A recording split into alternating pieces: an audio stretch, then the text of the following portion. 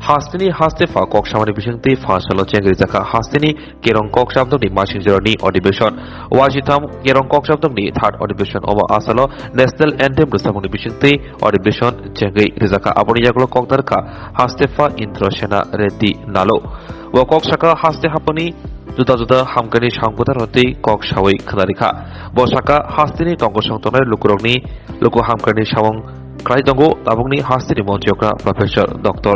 Manik Shaha Asu Simia Haponi Sheborno Botebo Kharibui Hozaklai Samangklajani Bagai Koksaka Te Haste Hamkani Koksaka Jerome Gunang, leader of opposition,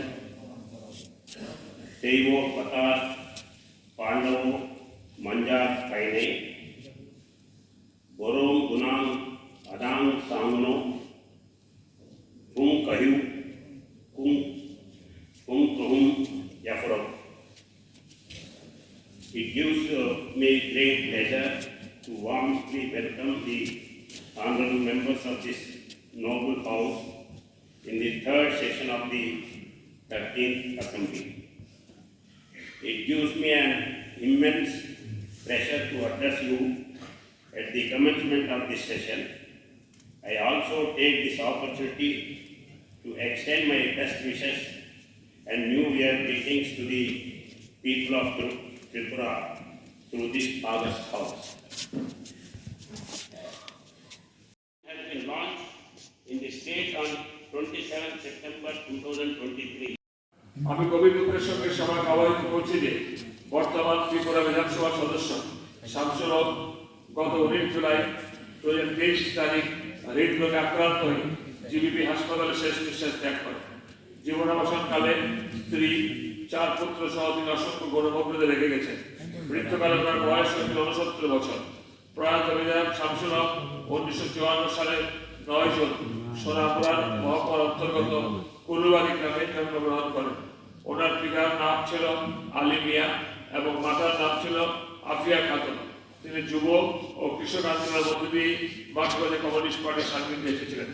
1974 সালে CPIM এর সদস্যপদ গ্রহণ করেছিলেন। 1985 সালে তিনি পার্টির সোনামুড়া বিভাগীয় কমিটির সদস্য পদে নির্বাচিত হন। পরবর্তী সময়ে তিনি পার্টির সোনামুড়া সম্পাদক মণ্ডলীর সদস্য এবং সিপাহীজলা জেলা কমিটির আমন্ত্রিত সদস্য ছিলেন। 2015 সাল থেকে মৃত্যুদিন পর্যন্ত তিনি রাজ্য কমিটির সদস্য ছিলেন।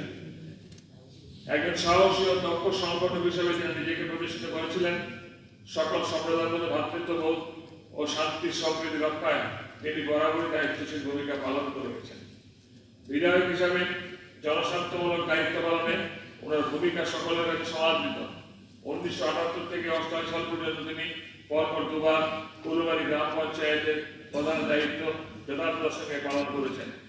1993 থেকে 1999 সাল পর্যন্ত তিনি অবিভক্ত মেলাঘর পঞ্চায়েত সমিতির সদস্য ছিলেন।